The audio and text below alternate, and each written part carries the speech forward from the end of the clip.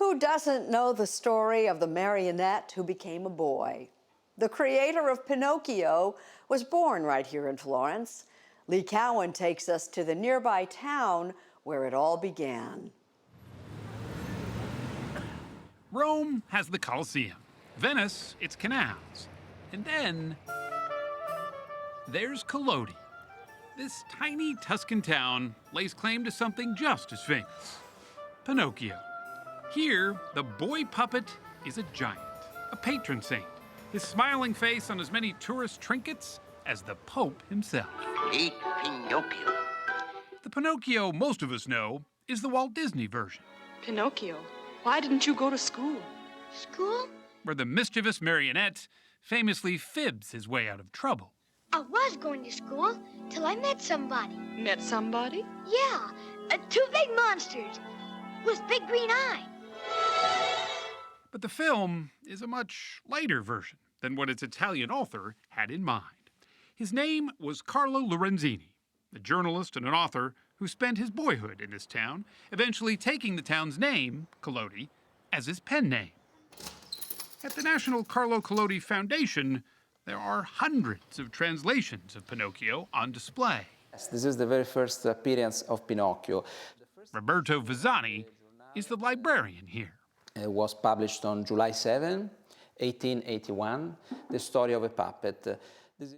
Much like the works of Charles Dickens, Collodi's Pinocchio was serialized in installments for a magazine. But that version has our poor, misguided puppet paying for his misdeeds with his life, hanged from a tree. A scene inspired by this giant oak, as legend has it, not far from Collodi's childhood home. So how did he revive him? He revived him because there was a pressure by the young readers. The kids didn't want him to die. Yeah, of course. So Pinocchio got a second chance, and thanks to his good heart, turns from naughty to nice, finally becoming a real boy. I think both children and adult people can appreciate this coming-of-age story. Collodi's Pinocchio Park is a place as much carnival as Sculpture Garden, where noses sprout from tree trunks. Pinocchio! And puppet shows still delight.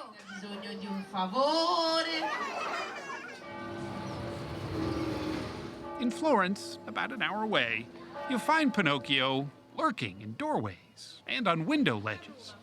To Pinocchio. Pinocchio.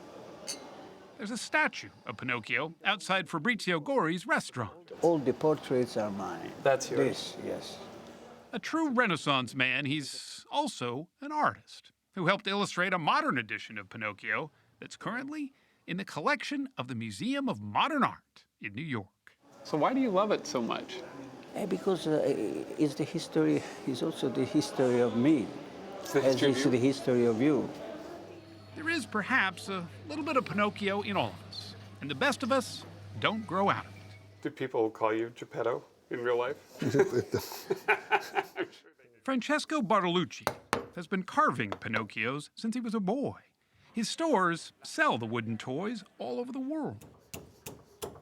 Each is hand-carved, created, not just assembled. And that's an important distinction, he says, when the lights go off. They are almost all your kids. They are real boys to you in some ways. Yes, many times when I'm in my workshop at night, working alone, I have the feeling that they move, that they are telling me something. It is a very strange feeling, me and my Pinocchio. Carlo Collodi died before his Pinocchio became a household name. Looking back, he was a Geppetto with words instead of wood, whose beloved puppet is still reminding us just what it means to be human.